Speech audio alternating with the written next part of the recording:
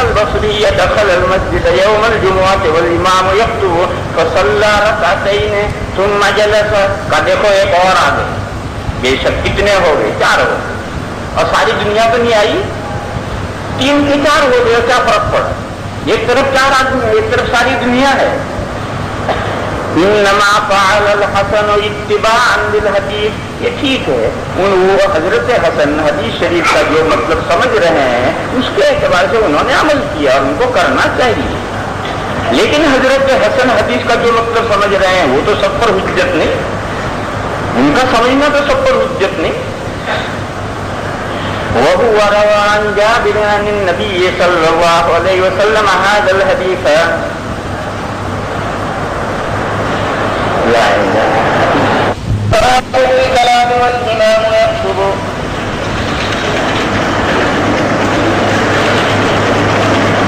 الرحمن الرحيم الحمد لله رب العالمين والصلاة والسلام على سيد المرسلين وعلى آله وصحبه. لا إله إلا الله الحي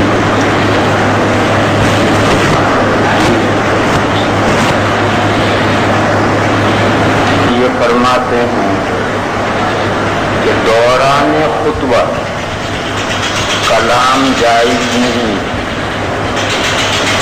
کسی سے بات چیت کرنا جائز نہیں. بالاتفاق تمام ائمہ یہی فرماتے ہیں.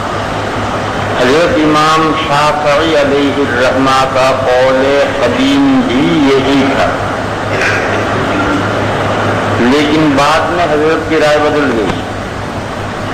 امام شافعی علیہ الرحمہ کا قول جدید یہ ہے کہ خطبے کے دوران بھی بات چیت کرنا جائز. شافعی کے یہاں فتویٰ قول قدیم پر ہے یا قول جدید پر ہے مجھے معلوم نہیں, لیکن میں نے کیرالہ میں جو صورت دیکھی ہے, میں نے پوچھا بھی کسی عالم سے, مگر کیرالہ میں جو میں نے صورت دیکھی ہے اس سے یہ اندازہ ہوتا ہے کہ ان کے یہاں فتویٰ قول قدیم ہی پر ہے. اس لیے کہ وہاں میں نے کسی کو دوران خطبہ بات چیت کرتے نہیں دیکھا. اس سے میں نے یہ اندازہ کیا ہے, باقی مجھے معلوم نہیں کہ ان کے یہاں فتویٰ قول قدیم پر ہے یا قول جدید پر ہے, مجھے نہیں معلوم. بہرحال حضرت کی رائے جب مصر میں جانے کے بعد بدل گئی اور خود حضرت نے کتاب الام میں یہ مسئلہ خود لکھا ہے, بقلم خود لکھا ہے کہ دوران خطبہ بات چیت کرنا جائز. مگر حضرت نے جو اس کے دلائل کتاب الام میں لکھے ہیں وہ دلائل ناطق نہیں. حضرت نے اپنی رائے کے جو دلائل لکھے ہیں وہ سب دلائل ناطق نہیں ہیں. ناطق یعنی صریح دلائل. انہوں نے کئی روایتیں لکھی کہ حضور نے فلاں خطبے میں ابن ابی الحقیق کے قاتلوں سے گفتگو کی تھی. حضور نے فلاں خطبے میں ایک شخص سے گفتگو کی تھی جس نے پوچھا تھا قیامت کب آئے گی. حضور نے فلاں موقع پر خطبے میں گفتگو کی تھی صلح غطفانی سے کہ تم نے 2 تحیۃ المسجد پڑھی. ایسے ہی سب واقعات لکھتے ہیں. بہرحال ہے کہ اس میں کوئی اختلاف نہیں. خطیب کسی سے بات کرے جائز, اس میں کوئی اختلاف نہیں. لوگوں کا آپس میں بات چیت کرنا یہ زیر بحث مسئلہ ہے. خطیب کسی سے کوئی بات کرے اور خطیب کو مقتدیوں میں سے کوئی شخص خطیب کو جواب دے, یہ مسئلہ اختلافی نہیں ہے, یہ تو بالاتفاق جائز ہے. خطیب بات کر سکتا ہے, جس سے خطیب بات کرے گا وہ جواب دے سکتا ہے, اس میں کوئی اختلاف نہیں. جو زیر بحث مسئلہ ہے وہ یہ ہے کہ لوگ آپس میں بات چیت کریں, یہ جائز ہے یا نہیں. حضرت امام شافعی علیہ الرحمٰن نے جو دلائل لکھے ہیں وہ اس مسئلے میں ناطق نہیں. ان روایات میں لوگوں کا آپس میں بات چیت کرنا مروی نہیں ہے, بلکہ حضور اور کسی مقتدی کا آپس میں بات چیت کرنا ہے, اور یہ تو بھی اتفاق جائز ہے. اس لیے دلائل کے مطابق باب میں جو روایت آ رہی ہے ایسی روایات اور بھی بہت سی ہیں. دلائل کے مطابق جمہور ہی کی رائے صحیح ہے, دوسری طرف کی رائے کی کوئی گنجائش ہماری سمجھ میں نہیں آتی. ایک تھوڑا ہلکا کرو ذرا سا. اس کے بعد ایک مسئلہ سمجھنا چاہیے, وہ یہ ہے کہ یہ جو مسئلہ آیا ہے کہ خطبے میں بات کی جائز نہیں, خطبے میں بات کی جائز نہیں, اس کا اتنا غلط اثر پڑا ہے لوگوں پر کہ اگر خطیب جمعہ میں کوئی آیت پڑھے اور آیت پڑھتے ہوئے رک جائے, اسے حسرہ ہو جائے, کوئی لقمہ نہیں دے گا. خطیب آیت غلط پڑھے تو ابھی مجمع میں سے کوئی لقمہ نہیں دے گا کہ نماز خطبے میں بات کی جائز نہیں. ماشاء اللہ, وہ آیت پڑھنا چاہتا ہے, رک گئے, آگے یاد نہیں آ رہی, کوئی چپ نہیں دیکھتے رہیں گے, کوئی لقمہ نہیں دے گا, اور نماز میں کھٹ سے لقمہ دے گا. وہ غلط پڑھ رہا ہے, سب نہیں دیکھتے رہیں, سنتے رہیں گے, کوئی اصلاح نہیں کرے گا, اور نماز میں ایسی غلطی کر تو پھٹ سے اصلاح کریں گے. تو کیا نماز سے زیادہ بات اہمیت ہو گئی بات چیت نہ کرنے کی خود سے؟ یہ بعض مسائل کے غلط ذہنوں پر اثرات پڑ جاتے ہیں. اس لیے اس کو جب نماز میں حسر ہو جائے فوراً لقمہ دیتے ہیں, غلط پڑ جائے فوراً لقمہ دیتے ہیں, یہ بات خطبے میں کیوں نہیں ہے؟ یہ لوگوں کے ذہنوں میں غلط بات بیٹھی ہوئی. اسی طریقے سے کوئی خطبہ پڑھ رہا ہے, دیکھ کر نہیں, زبانی پڑھ رہا ہے, اسے حسر ہو گیا, نہیں پڑھ رہا, اسے ادھر بھی خود چل کے خود خطبہ دو, وہ اس کو اتار دوسرے آدمی چل کے خطبہ دو. اس لیے اتنی پابندی جتنی اجمیوں نے اپنے دماغوں میں کر لی ہے, یہ بھی غلط. اور جتنی حضرت امام شافعی علیہ الرحمہ جہاں تک گئے ہیں کہ خطبے کے دوران آپس میں بھی باتیں ہو سکتے ہیں, یہ بھی غلط. حدیث شریف یہ ہے, اعلیٰ درجے کی صحیح روایت ہے کہ جس نے جمعہ کے دن کہا طرح لے کہ امام خطبہ دے رہا ہے, یعنی یہ حدیث شریف دوران خطبہ سے جس وقت بالفعل امام خطبہ دے رہا ہو, اس وقت اگر کسی نے کہا دوسرے سے چپ, دیکھو یہ دو آپس میں باتیں کر رہے ہیں, ایک دوسرے سے کہہ رہا چپ, حضور نے فرمایا یہ چپ کہنے والے نے لغو کام. یہ ہے صغرا, اور اس کا کبرا ہے من لغا فلا جمعۃ لہ, جس نے خطبے میں لغو کام کیا اسے خطبے کا سننے کا ثواب نہیں ملا. چلیے. وبه قال حدثنا قتيبة قال حدثنا الليث بن سعد عن عقيل عن الزهري عن سعيد بن المسيب عن أبي هريرة رضي الله تعالى عنه وعنهم أن رسول الله صلى الله عليه وسلم قال من قال يوم الجمعة والإمام يخطب أمسك فقد لغى. وفي الباب عن ابن أبي أوفى وجابر بن عبد الله قال ابو عیسیٰ حدیث ابی ہریرہ حدیث حسن صحیح. اس کے بعد حضرت مسائل بیان کرتے ہیں. ان مسائل میں بعض باریک ہیں, یعنی اسے کلام میں لانا چاہیے نہیں لانا چاہیے. وقت والعمل علیہ عند اہل العلم کریہ للرجل ان یتکلم والامام یخطب. حضرت امام شافعی علیہ الرحمہ کا جو اختلاف ہے اس کو حضرت نے ذکر نہیں کیا. غالباً حضرت کے علم میں وہ اختلاف نہیں ہے, اس لیے حضرت یہ فرما رہے ہیں کہ تمام اہل علم کے نزدیک مسئلہ یہی ہے کہ دوران خطبہ بات چیت نہیں کرنی چاہیے. اگر کوئی بات چیت کرے تو اس کو نہیں یعنی منکر کر سکتے ہیں, فرماتے ہیں اشارے سے کر سکتے ہو, یوں دیکھو میری طرف, اس کی طرف دیکھو تو اس کی گنجائش, منہ سے تم کہو چپ, اس کی گنجائش نہیں. فقالوا ان تكلم غيره فلا ينكر عليه الا بالاشاره. کسی نے چھینک لی اور اس نے زور سے تحمید کی تو اس کو یرحمک اللہ کہہ سکتے ہیں. یہ یرحمک اللہ کہنا یہ تشمیت ہے. لفظ تشمیت کے معنی ہے خوش کرنا. جب اس کو آپ کہیں گے یرحمک اللہ تو وہ خوش ہو جائے گا. اگر وہ عربی سمجھتا ہے اور الو کا پٹھا ہے تو وہ دیکھتا رہے گا. یرحمک اللہ کا مطلب ہی نہیں سمجھے گا, نہیں دیکھتا ہے. لیکن اگر وہ عربی جانتا ہے تو خوش ہو جائے گا, اس لیے کتنی بڑی دعا دی اسے. اسی طرح سے اگر کوئی سلام کرے تو اس کا جواب دے سکتے ہیں یا نہیں؟ فرماتے ہیں بعض اہل علم نے اس کی دونوں کی اجازت دی، یعنی اس کو کلام میں نہیں دیا، سلام کرے اس کا جواب دو، یہ کلام نہیں، چھینک لے کر الحمدللہ کہے اس کے جواب میں یہ رحمک اللہ آپ کہیں یہ کلام نہیں۔ امام احمد کی رائے یہی ہے، حنفیہ کے یہاں یہ دونوں کلام ہے، یہ رحمک اللہ کہنا کلام ہے، السلام علیک السلام یہ بھی کلام ہے۔ واختلفوا في رد السلام وتشميت العاطس فرخص بعض أهل العلم في رد السلام وتشميت العاطس والإمام يخطب وهو قول أحمد وإسحاق۔ حنفیہ کے نزدیک کلام ہے، حضرت امام شافعی علیہ الرحمہ کے یہاں بھی یہ کلام جائز گنجائش نہیں۔ وكره بعض أهل العلم من التابعين وغيرهم ذلك وهو قول الشافعي، یہی حنفیہ کا قول ہے۔ جب حضرت امام شافعی علیہ الرحمہ اس بات کی اجازت نہیں دے رہے تو آپس میں باتیں کرنے کی کیسے اجازت دیں؟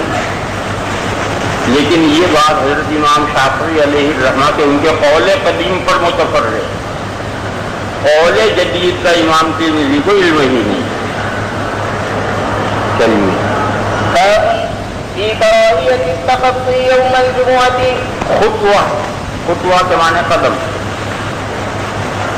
فعل ہے اس کا تخطی، گردن فلانگنا، یعنی دو آدمی بالکل ملے ہوئے بیٹھے ہیں کندھے سے کندھا ملا کر، آپ انہیں اشارہ کر لیں اور وہ کندھے دور ہٹا دیں، بیچ میں جگہ کر دیں اور آپ پیر نیچے پیر لے کر آگے بڑھ جائیں، یہ تخطی نہیں ہے۔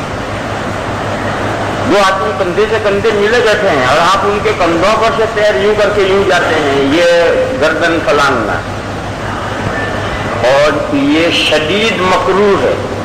جمعہ ہی کے خطبے میں نہیں، ہر اجتماع میں، کوئی بھی اجتماع ہو، ہر اجتماع میں یہ شدید مکروہ ہے۔ حدیث شریف میں اس کی بہت سخت وعید سنائی گئی ہے کہ جو ایسا کرے گا اس کو قیامت کے دن پل بنایا جائے گا اور اس پل پر چل کر جہنم میں جائیں گے۔ یہ تو اس صورت میں مطلب ہے جب کہ حدیث میں اتخذ فعل مجہول پڑا جائے۔ دوسرا مطلب حدیث کا یہ ہے کہ وہ گردن فلانگنے والا پل بنائے گا اور اس پل پر ہو کر جہنم میں جائے گا۔ یہ اس صورت میں مطلب ہے جب کہ اتخذ معروف پڑھیں، یہ حدیث کے دونوں مطلب ہیں مگر حدیث ضعیف ہے۔ چلیے وبه قال حدثنا ابو قريب قال حدثنا رشدين بن سعد کے بارے میں پہلے گزرا ہے کہ کان من الصالحین فادرکته غفلۃ الصالحین، یہی حال ان کے استاد زبان کا ہے۔ زبان بھی اولیاء میں سے تھے مگر حدیث میں ضعیف تھے۔ یہی حال سہل کا ہے، آگے سہل آ رہے ہیں، یہ بھی ضعیف راوی ہے، تین راوی مسلسل ضعیف ہیں۔ قال حدثنا رشدين بن سعد عن زبان بن فارس عن سهل بن معاذ بن انس الجهني عن ابيه رضي الله تعالى عنه قال فرمایا کہ جس نے جمعہ کے دن، یہ تو ہے عبارت النص، اس عبارت النص پر قیاس کیا گیا ہے ہر اجتماع کو، جو حکم جمعہ کے دن کا ہے وہ کیوں ہے؟ وہ لوگوں کا ایک اجتماع ہے، اس اجتماع میں اگر کوئی شخص پیچھے سے لوگوں کی گردنیں فلان کا ہو آگے جائے گا تو لوگوں کا ناگوار گزرے گا، یہ علت ہے۔ لہذا ہر بڑے اجتماع میں یہی حکم ہے، جمعہ کے دن کی کوئی تخصیص نہیں ہے۔ قال رسول الله صلى الله عليه وسلم من تخطى رقاب الناس يوم الجمعة اتخذ جسرا إلى جهنم۔ وفي الباب عن جابر قال أبو عيسى حديث سهل بن معاذ بن أنس الجهني حديث غريب لا نعرفه إلا من حديث رشدين بن سعد والعمل عليه عند أهل العلم۔ اتنی ضعیف روایت ہے، تین راوی مسلسل ضعیف ہیں جبکہ تمام ائمہ نے اس روایت کو لیا ہے۔ کیوں؟ اس کے مقابل کوئی دوسری روایت نہیں، جب مقابل کوئی دوسری روایت نہ ہو تو ایسی روایت بھی لی جاتی ہے، تمام فقہاء لیتے ہیں۔ والعمل عليه عند أهل العلم كرهوا أن يتكبر الرجل يوم الجمعة رقاب الناس وشددوا في ذلك کا مطلب یہ ہے کہ اس عمل کو تمام علماء نے مکروہ تحریمی گردانا. شددوا فی ذلک کا یہ مکروہ یعنی مکروہ تنزیہی نہیں، تمام ائمہ نے اس کو مکروہ تحریمی گردانا. وقد تكلم بعض أهل العلم في رشدين بن سعد وضاعفه من قبل حفظه. باب ما جاء في كراهية الاحتباء والإمام يخطب. احتباء میری طرف دیکھو، پرانے زمانے میں لوگ اپنے ساتھ لنگی یا چادر رکھا کرتے، اب تو رواج ختم ہو گیا. پہلے ہر آدمی اپنے ساتھ یعنی ادھیڑ عمر یا بوڑھا، جوان نہیں، ادھیڑ عمر ہو یا بوڑھا، اور بوڑھا تو لازماً اپنے ساتھ لنگی یا چادر رکھتا. کسی جگہ پر طویل نشست بیٹھنا ہو، دیر تک بیٹھنا ہو، تو وہ آرام کرسی بنا لیا کرتے تھے اس لنگی اور چادر کے ذریعے. اس لنگی اور چادر کے ذریعے آرام کرسی بنا لیتے تھے. اس طرح اس کو دو پلے لے کر کے یہاں سے ڈال کر کے، یہاں سے لے کر کے یہ لمبی ہے چادر سے یہاں لے آتے تھے، یہاں لے آ کر کے اس کو یہاں گھسا دیتے تھے، اس کو یہاں گھسا دیتے تھے، اور وہ بیٹھتے بندر کی طرح. اب یہ آرام کرسی ہے مفت کی، جب چاہو اسے فولڈنگ آرام کرسی ہے، فولڈنگ آرام کرسی جب چاہو لگا لو، جب چاہے کھول لو اسے. تو کہیں طویل نشست بیٹھنی ہوتی تھی تو ادھیڑ عمر اور بوڑھے لوگ اس طرح سے آرام کے لیے بیٹھا کرتے. اس کو عربی میں کہتے ہیں احتباء. اس باب میں مسئلہ یہ ہے کہ خطبے کے دوران اس طرح سے بیٹھنا جائز ہے یا نہیں. روایت ہے نہایت ضعیف، اس میں بھی دو راوی ضعیف ہیں، ابو مرحوم بھی ضعیف ہے اور سہل جو ابھی اوپر گزرا وہ بھی ضعیف ہے. روایت یہ ہے کہ حضور اکرم صلی اللہ تعالی علیہ وسلم نے جمعہ کے دن حبوا سے منع فرمایا، ڈرا حالے کہ امام خطبہ دے رہا. اس خطبے کے دوران اس طرح حبوا کر کے بیٹھنے سے حضور نے منع فرمایا. اس کے بالمقابل متعدد صحابہ سے یہ مروی ہے کہ وہ خطبے کے دوران حبوا کر کے بیٹھتے. ایک نہیں، کئی بڑے بڑے صحابہ سے یہ بات مروی ہے کہ وہ خطبے کے دوران احتباء کر کے بیٹھتے تھے. اور حدیث کی روایت یہ ہے. اب تطبیق دو، ایک تطبیق تو یہ کہ روایت ضعیف ہے اور صحابہ کا جو عمل ثابت ہے وہ صحیح روایت سے ثابت ہے. دوسری تطبیق امام طحاوی نے کی، وہ فرماتے ہیں کہ پہلے سے آپ نے احتباء کر رکھا ہو تو خطبے کے دوران اسی حال میں بیٹھے رہے، لیکن خطبے کے دوران آپ چادر لے کر کے احتباء نیا پیدا کریں، اس کی اجازت نہیں. جب خطبے کے دوران میں کنکر چھونے کی اجازت نہیں ہے. مس الحصا فقد لغا، یہ تو مس حصا سے زیادہ عمل ہے. جتنی دیر تم احتباء میں لگو گے اتنی دیر خطیب نے کیا کہا ہے تمہارا ذہن غافل ہو جائے گا. لہذا خطبے کے دوران احتباء کا انشاء اس کی ممانعت، اور آپ خطبہ شروع ہونے سے پہلے سے احتباء کیے ہوئے ہوں تو اسی حال میں بیٹھے رہے. تو صحابہ کا یہ عمل معمول ہے اس پر کہ وہ پہلے سے احتباء کیے ہوئے، اور حدیث شریف میں جو ممانعت ہے وہ دوران خطبہ احتباء کی.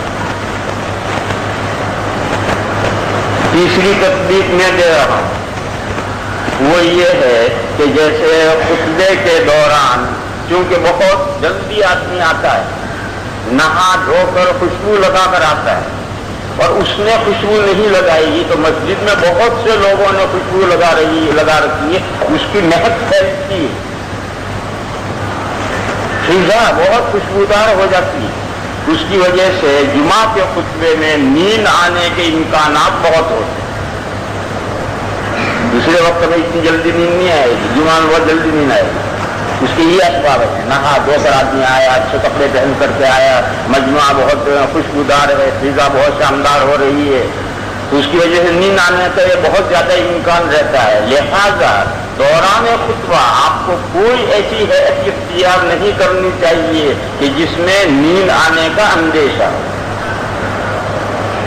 احتباء کی حالت میں بیٹھنا جس میں نیند آنے کا اندیشہ ہے، ऐसे किसी सुतून से टेक लगा कर बैठना, या दीवार से टेक लगा कर बैठना, या हाथ का सुतून यूं बनाकर हाथ पर टेक लगा कर बैठना, ये सब वो कैफियतें हैं जिसमें नींद आने का अंदेशा है। खुतबे के दौरान इन सब से एहतियात करना चाहिए ताकि नींद ना आ जाए। हदीस में आया है, पहले हदीस गुजरी है कि जो शख्स घर से वुजू करके नमाज के लिए निकला, फला ये सब नए दे, अपने हाथों में उंगलियां चमट डालो, क्यों? ये कैसी जालिब नौम है, सुस्ती पैदा करने वाली है। तो जब उंगलियों में उंगलियां डालना, तशबीक करना, ये जालिब नौम और सुस्ती पैदा करने वाली और ममनू है, तो ये तो उससे आगे के दर्जे हैं। दीवार से टेक लगाकर बैठा है, सुतून से टेक लगाकर बैठा है, हाथ से टेक लगाकर बैठा है, वो मुंडी डालकर बैठा है, सिग्नल डाउन कर रखा है, एहतिवा करके बैठा है, ये सब कैफियत नींद आने वाली है। लिहाजा खुतबे में इनसे एहतियात करना चाहिए। मगर ये हुक्म जो है नहीं, और ये हुक्म है मकरू तंजीही के दर्जे, खिलाफे औला। और सहाबा का जो ये अमल है ये बयान जवाज के लिए, जब ये खिलाफ औला है जिसका मुकाबिल जवाज रहेगा, सहाबा के अमल से जवाज साबित हुआ, और इन रिवायात से इन कैफियत का खिलाफ औला होना साबित हुआ। وبه قال حدثنا محمد بن حميد الرازي والعباس بن محمد الدوري محمد الدوري قال حدثنا وبه قال حدثنا محمد بن حميد الرازي والعباس بن محمد الدوري قال حدثنا أبو عبد الرحمن المطري عن سعيد بن أبي أيوب قال حدثني أبو مرحوم عن سهل بن معاذ أن النبي صلى الله عليه وسلم نهى عن الحبوة يوم الجمعة والإمام يخطب. قال أبو عيسى وهذا حديث حسن. وأبو مرحوم اسمه عبد الرحيم بن ميمون. وقد كره قوم من أهل العلم الحبوة يوم الجمعة والإمام يخطب ورخص في ذلك بعضهم منهم عبد الله بن عمر وغيره. وبه يقول أحمد وإسحاق لا يريان بالحبوة والإمام يخطب. باب ما جاء في كراهية رفع الأيدي على المنبر. جمعے کے خطبہ ثانیہ میں خطیب دعا کرتا ہے، اس دعا کے وقت میں ہاتھ نہیں اٹھانے چاہیے. حضور اکرم صلی اللہ تعالی علیہ وسلم کا معمول ہاتھ اٹھانے کا نہیں ہے. اسی طریقے پر مقرر جب تقریر کرتا ہے تو بعض مقرر اپنا ہاتھ پھینکتے ہیں، یوں اور یوں چٹکے دیں گے اور عجیب و غریب ناٹک کریں گے. تقریر بعض مقرر تقریر میں ناٹک کرتے ہیں. یہ جمعہ کے خطبے میں یہ ناٹک بھی نہیں کرنا چاہیے. مقرر جس انداز سے ہاتھ ہلاتا ہے تقریر کے دوران میں، یہ ہاتھ بھی نہیں ہلانے چاہیے. حضور کا معمول اس طرح سے ہاتھ ہلانے کا نہیں ہے. دعا میں بھی ہاتھ نہیں اٹھانے چاہیے، بغیر ہاتھ اٹھائے دعا کرنی. اور مقرر کا جو انداز ہاتھ ہلانے کا ہے وہ بھی خطبے میں ہاتھ ہلانے نہیں چاہیے. بالکل مورتی بنے کھڑا رہنا چاہیے، بت کی طرح سے کھڑے رہنے. ایسا بھی ضروری نہیں ہے. اگر آپ ضرورت پڑے تو ہلکا سا اشارہ ہاتھ ہلا سکتے ہیں، ہلکا سا اشارہ کر سکتے ہیں. ہمارے یہاں بھی غلطی ہے، ہمارے امام مورتی بنے ہوئے خطبہ دیتے ہیں، ان کی آنکھیں بھی نہیں ہلتی. یہ بھی غلط ہے. اور ایسا کیوں کرتے ہیں یہ جانتے ہی نہیں کہ میں کیا کہہ رہا ہوں. اس لیے وہ مورتی بنے ہوئے الحمد شریف پڑھ لیتے ہیں، ایک گانا گا لیتے ہیں. ایک گانا ہے جو گا لیتے ہیں. لیکن جو آدمی بابانہ ایک تقریر کر رہا ہے اور ایک بات کہہ رہا ہے، مجبور ہے کہ کسی موقع پر اس کا ہاتھ ہلے. لہذا تھوڑی بہت حرکت کی بھی اجازت ہے، بالکل بت بنے کھڑے رہنا ضروری نہیں. لیکن بہرحال مقرر جس انداز سے ہاتھ پھینکتا ہے یہ بھی نہیں چاہیے، اور دعا میں بھی ہاتھ نہیں اٹھانے چاہیے. اس سلسلے میں جو روایت ہے اسے سمجھو. وبه قال حدثنا احمد بن منيع قال حدثنا حسين قال حدثنا حسين قال سمعت عمارة بن رويبة. اس کے بعد جو واو ہے یہ واو حالیہ ہے. دراں حالے کے مروان کا لڑکا بشر خطبہ دے رہا ہے. یہ مروان کا لڑکا بشر ہے جو مدینہ کا گورنر ہے اور وہ خطبہ دے رہا ہے. اس بشر نے دوسرے خطبے میں جب دعا کا وقت آیا تو اس نے دونوں ہاتھ اٹھا کر دعا کی. دعا میں دونوں ہاتھ اٹھا لیے. ایک صحابی تشریف فرماتے حضرت عمر، انہوں نے زور سے کہا، آہستہ سے نہیں، زور سے کہا، قبح اللہ، ناش کریں اللہ، برا کریں اللہ یعنی ناش کریں اللہ. ہاتین القصیرتین، ید کی بھی تصویر بنائی اور قصیر کی بھی تصویر بنائی.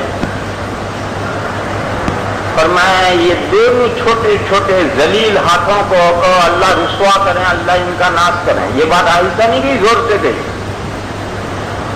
یہ تصویر بنائی ہے ذلت اور محانت ظاہر کرنے کے لیے کہ اللہ ان دونوں چھوٹے چھوٹے ذلیل ہاتھوں کو رسوا کریں.